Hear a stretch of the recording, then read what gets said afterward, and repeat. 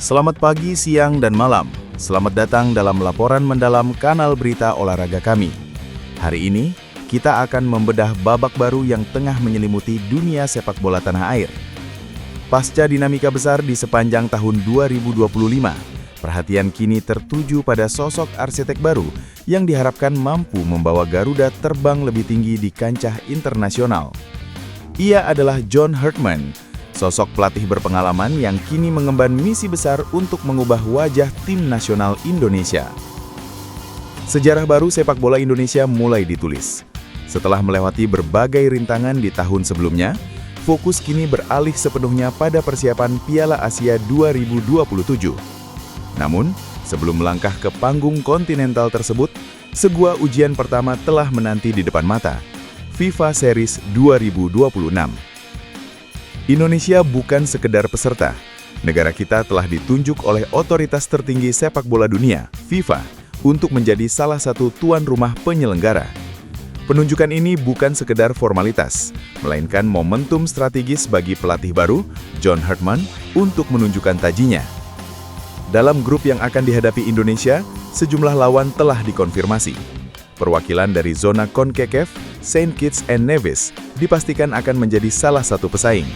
Sementara itu, berdasarkan keterangan dari pihak federasi, satu slot lainnya kemungkinan besar akan diisi oleh tim kuat dari Eropa, dengan Finlandia menjadi kandidat utama merujuk pada peringkat FIFA saat ini. Kehadiran tim-tim dari berbagai konfederasi ini dirancang agar skuad Garuda mendapatkan pengalaman bertanding yang beragam, mulai dari gaya permainan fisik ala Amerika Tengah hingga disiplin taktis khas Eropa Utara. Bagi John Herdman, menerima mandat sebagai pelatih timnas Indonesia bukanlah keputusan yang diambil dalam semalam. Mantan pelatih timnas Kanada ini mengakui bahwa ia sangat terkesan dengan profil pemain yang dimiliki Indonesia saat ini. Salah satu poin utama yang mencuri perhatian Herdman adalah anomali positif dalam komposisi skuad. Ia melihat banyak pemain muda yang secara usia masih berada di awal karir profesional mereka, namun telah mengantongi jumlah penampilan atau caps internasional yang sangat tinggi di level senior. Fenomena ini merupakan warisan berharga dari kebijakan regenerasi berani yang dilakukan sebelumnya, yang kini memberikan keuntungan kompetitif bagi Herdman. Selain itu, keberadaan para pemain yang merumput di liga-liga top Eropa, Asia, hingga Amerika memberikan dimensi kualitas yang berbeda.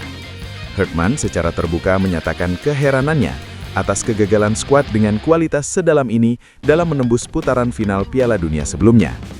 Baginya, tugas utamanya kini bukan hanya melatih, melainkan menyatukan potongan-potongan talenta hebat ini menjadi sebuah mesin tempur yang padu.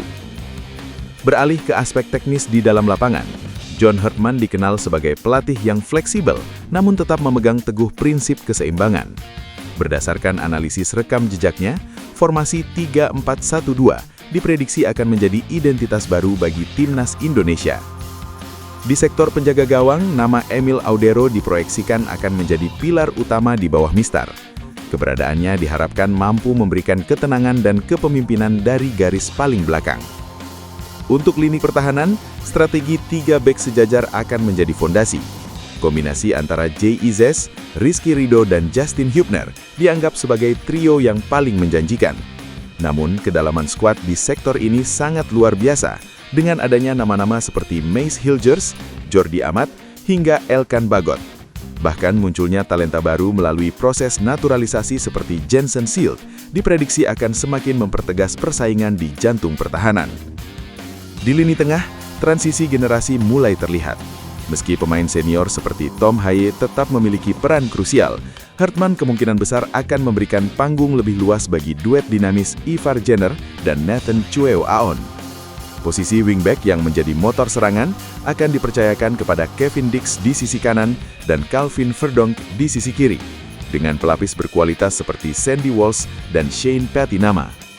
Sementara itu, untuk urusan menggetarkan jala lawan, trio lini depan yang terdiri dari Ragnar Ortamangwen, Ole Romeni, dan Mauro Zylstra diharapkan mampu menjadi jawaban atas kebuntuan lini serang yang sering dialami Indonesia di masa lalu. Lebih dari sekedar taktik, John Herdman membawa filosofi kepemimpinan yang unik. Ia dikenal sebagai sosok motivator yang mampu menyentuh sisi emosional pemain. Pendekatannya yang disiplin namun penuh perhatian bertujuan untuk menciptakan ikatan kekeluargaan yang kuat di dalam tim. Hartman memahami bahwa ia memimpin tim di negara dengan ekspektasi publik yang sangat masif. Bayang-bayang kesuksesan pelatih sebelumnya akan selalu menjadi pembanding. Namun, ia memilih untuk fokus pada tujuan jangka panjang, mengubah narasi sepak bola Indonesia. Salah satu hal yang paling dinantikan Hartman adalah merasakan langsung atmosfer Stadion Utama Gelora Bung Karno. Ia menyadari bahwa vibes GBK dengan puluhan ribu pendukung yang fanatik adalah pemain ke-12 yang bisa mengintimidasi lawan manapun. Baginya, memenangkan hati pendukung bukan hanya soal skor akhir, melainkan soal bagaimana para pemain berjuang dengan harga diri dan identitas yang jelas di atas lapangan. FIFA Series 2026 mungkin hanyalah sebuah turnamen uji coba di atas kertas. Namun, bagi John Hartman dan Timnas Indonesia, ini adalah panggung pembuktian perdana. Ini adalah awal dari perjalanan panjang menuju Piala Asia 2027 dan visi besar Piala Dunia 2030. Masyarakat kini menanti, apakah misi pertama ini akan menjadi fondasi yang kokoh bagi kebangkitan Garuda, ataukah hanya menjadi catatan singkat dalam sejarah? Satu yang pasti, semangat baru telah lahir dan ribuan pasang mata akan menjadi saksi di bawah lampu Stadion GBK. Demikian laporan mendalam kami malam ini. Saya, nama presenter, mewakili seluruh kru yang bertugas mengucapkan terima kasih atas perhatian Anda. Tetap dukung tim nasional kita, karena setiap langkah besar selalu dimulai dari satu keyakinan bersama.